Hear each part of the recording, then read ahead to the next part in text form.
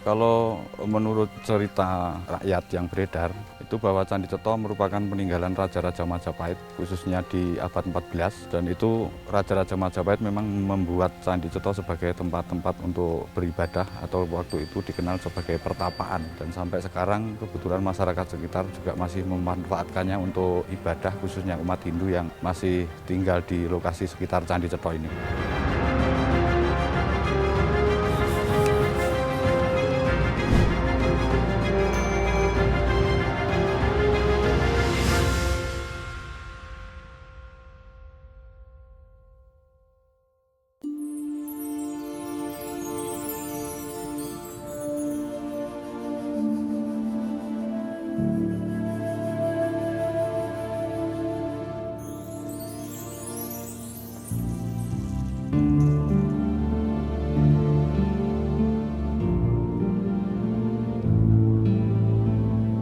Bangsa Indonesia lahir dan terbentuk dari sejumlah rangkaian perjalanan sejarah yang ada di dalamnya, di mana masa peradaban kerajaan pada masa lalu menjadi catatan penting dalam cikal bakal terbentuknya bangsa Indonesia. Dari sederet daftar panjang sejarah peradaban kerajaan yang ada di tanah air, Kerajaan Majapahit merupakan salah satu kerajaan besar yang masuk dalam catatan sejarah sekaligus kebanggaan bangsa Indonesia.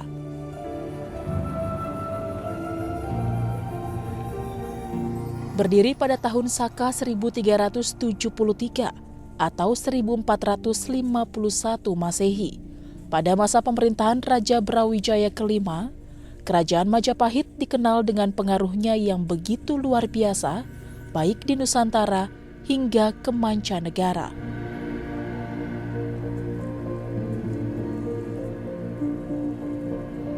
Sebagai sebuah kerajaan yang terbilang besar, Kerajaan Majapahit memasuki era baru, yakni era akhir dari perjalanan panjang kerajaan besar ini di Nusantara.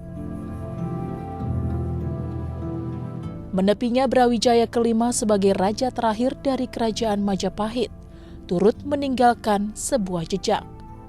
Ya, sebuah jejak peradaban Hindu yang kini dikenal dengan nama Candi Cetha.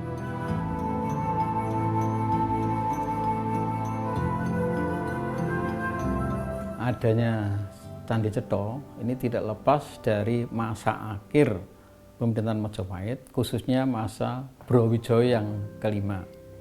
Karena masa itu seolah menjadi disintegrasi. Mengapa menjadi disintegrasi? Karena ada serangan dari Demak, yaitu Raden Patah. Walaupun kita tahu bahwa Raden Patah sebetulnya itu putra sendiri dari Brawijaya kelima dengan Putri Cempo.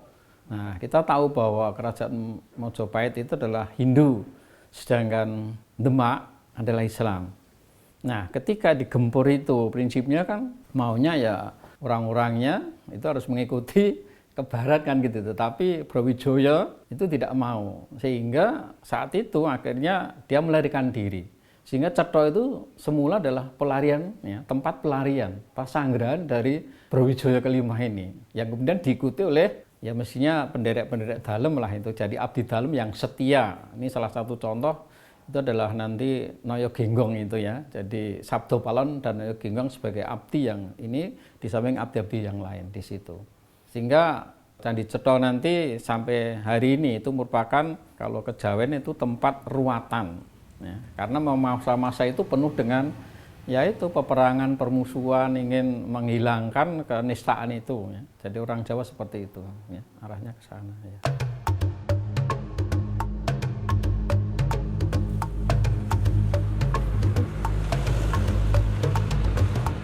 Berjarak sekitar 7 km di sebelah barat lereng Gunung Lawu, tepatnya di Dusun Cetha, Desa Gumeng, Kecamatan Jenawi, Kabupaten Karanganyar, Jawa Tengah.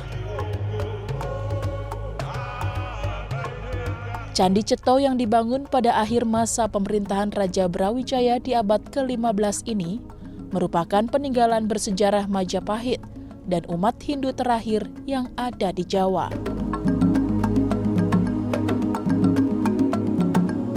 Struktur Candi Cetha yang memanjang dan tidak berpusat berupa punden berundak menjadikan candi ini memiliki arsitektur unik dan berbeda dari candi Hindu lainnya.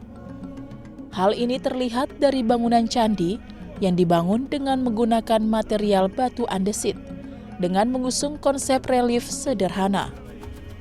Bahkan tak jarang arsitektur yang dimiliki Candi Cetho kerap dianggap serupa dengan candi suku Maya di Meksiko.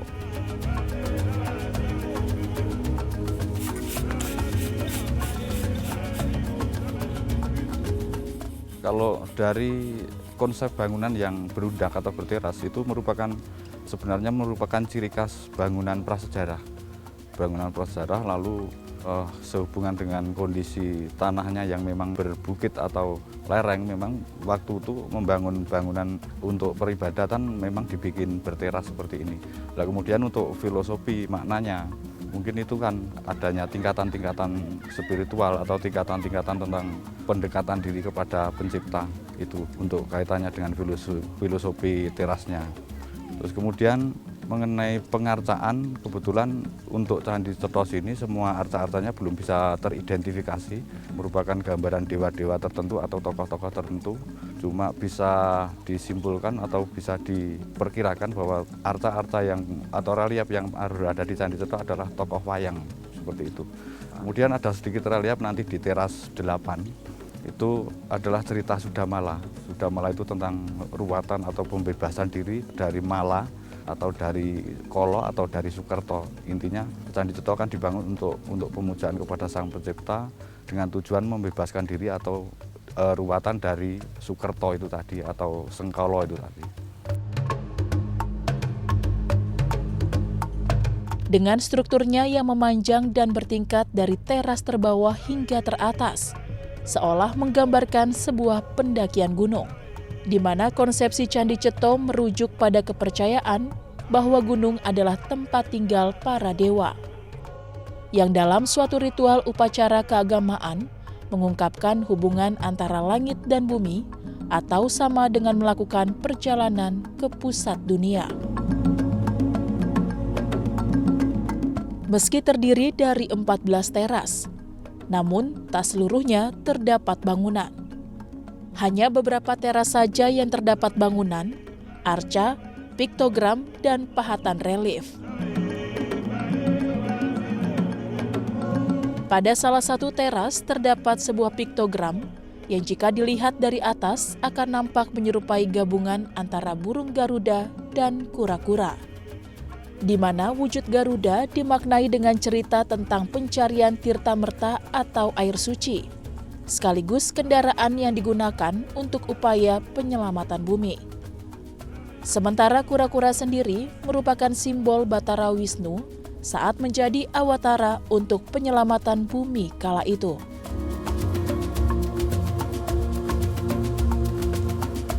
Tak hanya itu, piktogram ini juga dihiasi dengan relief yang secara keseluruhan, piktogram tersebut merupakan simbol harapan akan kesuburan. Hal ini ditandai dengan relief segitiga dengan wujud seperti kelamin laki-laki dan perempuan, yang merupakan lambang dari jagat alit dalam diri manusia, atau yang lebih dikenal dengan sebutan Lingga Yoni. Lingga Yoni merupakan makna dari beberapa sudut pandang. Kalau secara keseluruhan, secara umum masyarakat menyebutnya sebagai simbol kesuburan, tapi dari sisi keagamaan Lingga Yoni adalah simbol sangkan paraning dumadi atau asal mula kehidupan atau Sang Pencipta sendiri. Di situ digambarkan kan Lingga adalah laki-laki, Yoni adalah perempuan. Jadi simbol asal mula kehidupan adalah simbol Bapak Ibu, yang tidak lain adalah Tuhan sendiri gitu. Jadi di Candi Cetho ada Lingga Yoni yang bentuk Lingga Yoninya tidak pada umumnya. Lingga Yoni di Candi Cetho adalah seperti ini yang terdapat di teras 7 ini nanti. Ini ada yang tersusun mendatar di lantai tanah ini. Kalau Lingga Yoni pada umumnya kan ada yang berbentuk lumpang dan yoni patok itu yang menyatu itu. Kalau di Candi Cetho kebetulan berbeda dengan yoni-yoni yang ditemukan di daerah lain. Ada yang unik lagi, yang gambaran lain di Candi Sukuh juga ada yang Lingga Yoninya yang berbeda dengan daerah-daerah lain. Itu makna yang terdapat pada Lingga Yoni seperti itu.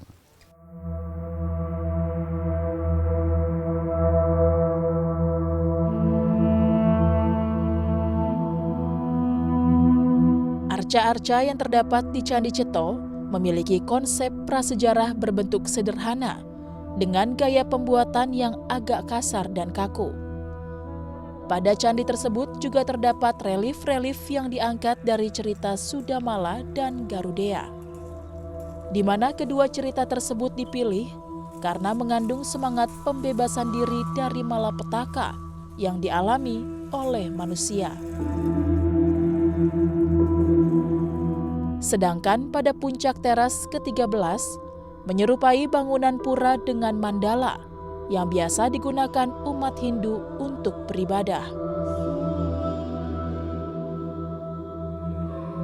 Tak hanya itu, bangunan utama kompleks Candi Cetho yang terletak pada teras tertinggi di halaman paling belakang dengan menghadap tepat ke puncak Gunung Lawu ini, seolah ingin menunjukkan bahwa kesucian candi merupakan bagian dari alam sekitarnya.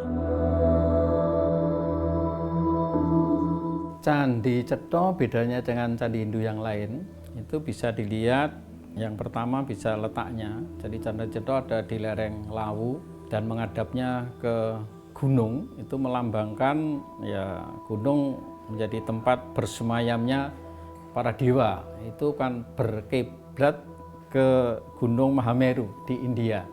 Jadi tempat dewa itu ternyata bukan di langit tetapi di gunung yang tinggi. Itu konsep dari Hindu itu. Terus yang kedua, kita melihat di relief Candi Cetho itu sangat sederhana jika dibandingkan dengan candi-candi Hindu yang lain. Contohnya aja candi di Jawa Timur Singosari, itu reliefnya megah dan indah.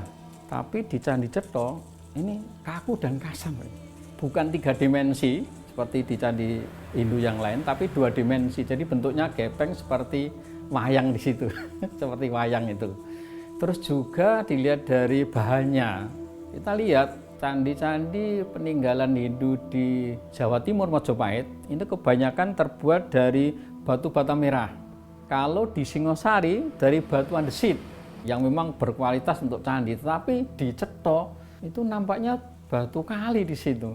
Ya, jadi termasuk nanti reliefnya itu ya kaku-kaku sangat sederhana, seolah-olah bukan ahli pahat itulah. Mungkin orang-orang yang apa ya istilahnya senang ngukir saja di situ akhirnya ditempelkan di sana kan gitu ya. Jadi ini salah beberapa ciri atau perbedaan antara Candi Cetho dengan candi-candi Hindu yang lain itu kan gitu.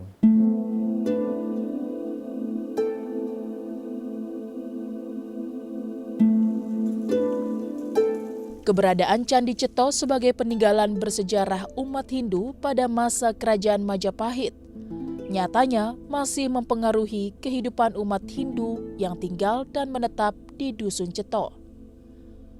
Hal ini ditandai dengan adanya Puri Saraswati yang letaknya masih berada di dalam kompleks Candi Cetho.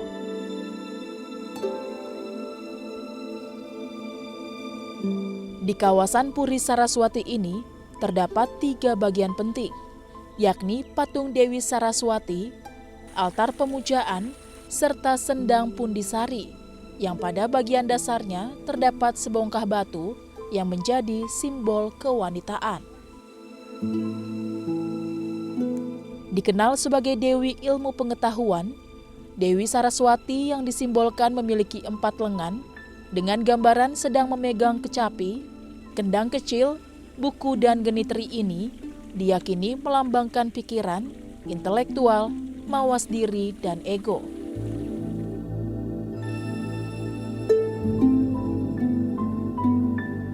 Pura Saraswati, kalau dilihat dari pura itu kan berarti bangunannya. Saraswati adalah suatu dewi penghormatan kepada Sang Hyang Widi, karena ada agama Hindu Sang Hyang Widi itu dalam upaya menciptakan roh kebijaksanaan dan kecantikan itu ya, dalam bentuk dewi. Memang lambangnya itu akhirnya ada di dewi ya. Jadi seorang yang cantik, lemah gemulai itu kan lambang ilmu pengetahuan ya di situ. Itu dengan membawa genitri atau apa itu tasbih ya. Ini kan lambang untuk apa istilahnya? Ketenangan ya. Jadi ketenangan di situ. Begitu juga Tripustaka.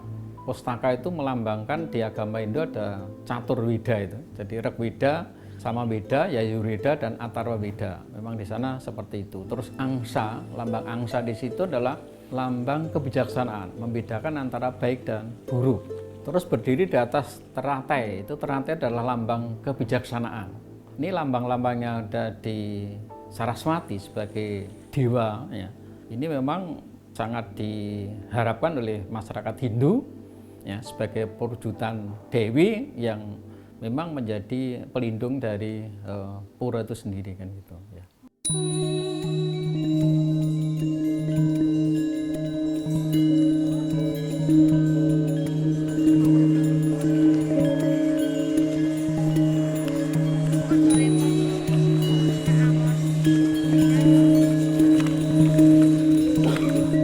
Masa peradaban Majapahit di Dusun Ceto menjadi awal mula penyebaran agama Hindu kala itu. Ya, penyebaran Hindu di Ceto berawal dari dijadikan Dusun Ceto sebagai tempat pelarian dari Sang Prabu Brawijaya kelima. Sejak saat itulah, ia menjadi sosok pengayom bagi masyarakat Hindu setempat hingga saat ini.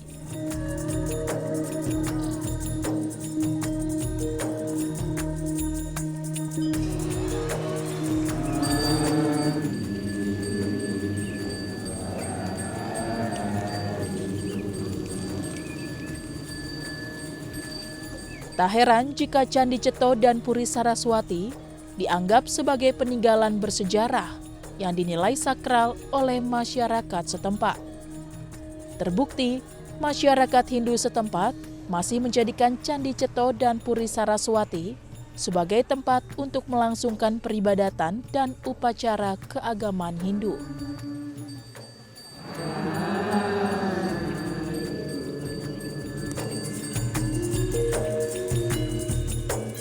Candi Ceto ini sangat disakrakan bagi umat Hindu dan juga warga sekitar, karena di sini tempat moksanya para leluhur zaman dulu. Jadi di tempat ini ada roh luhur loh suci yang harus disakrakan dan harus tetap sakral karena tempat itu untuk tempat ibadah.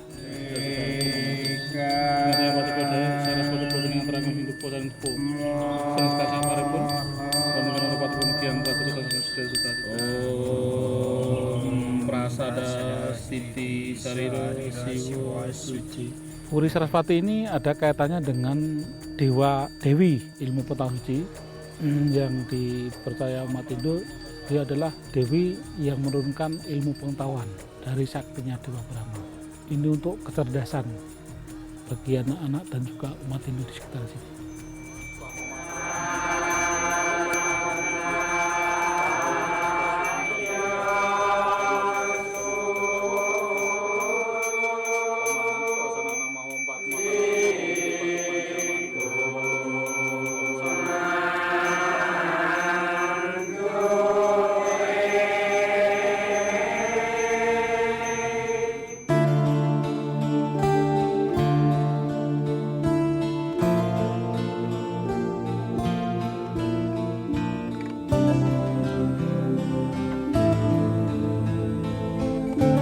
Adanya situs bersejarah Candi Ceto nyatanya turut mempengaruhi penyebaran umat Hindu di Pulau Jawa, khususnya di Dusun Ceto sendiri.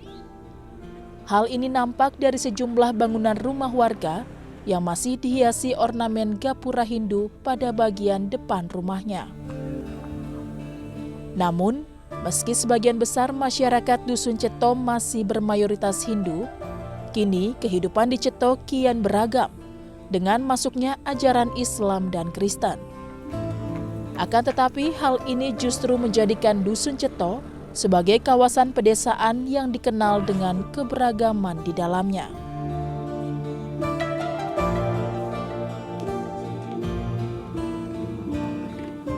Luar biasa adanya Candi Ceto, candi dari budaya agama Hindu.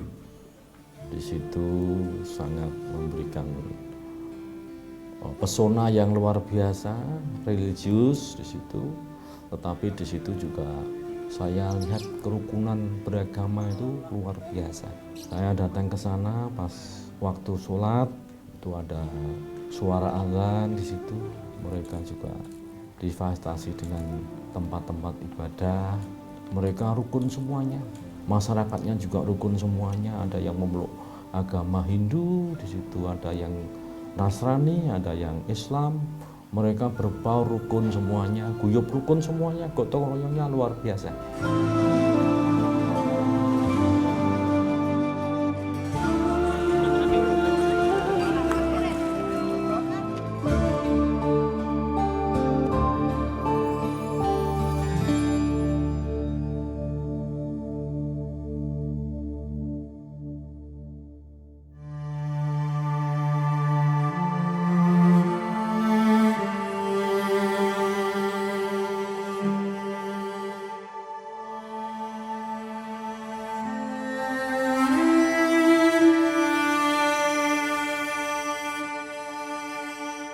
Ya, berdasarkan kondisi fisiknya kini, situs Candi Ceto sebagai peninggalan bersejarah di balik kejayaan dan keruntuhan Kerajaan Majapahit memiliki makna penting sebagai wujud jati diri bangsa Indonesia. Oleh karena itu, keterkaitan peninggalan sejarah dengan sebuah peristiwa di masa lalu, baik nilai sejarah maupun nilai budaya yang ada di dalamnya, sudah seharusnya disertai dengan pemahaman akan fungsi sejarah itu sendiri. Dengan kata lain, peninggalan bersejarah pada masa Majapahit silam menggambarkan cerminan kehidupan masyarakat kini dalam perjalanan sejarahnya. Tak hanya itu, dengan mempelajari peninggalan sejarah dari lingkup lokal, masyarakat Indonesia diharapkan mampu mempelajari jejak sejarah sekaligus budaya yang ada di dalamnya sebagai bagian dari pondasi dasar terbentuknya bangsa Indonesia.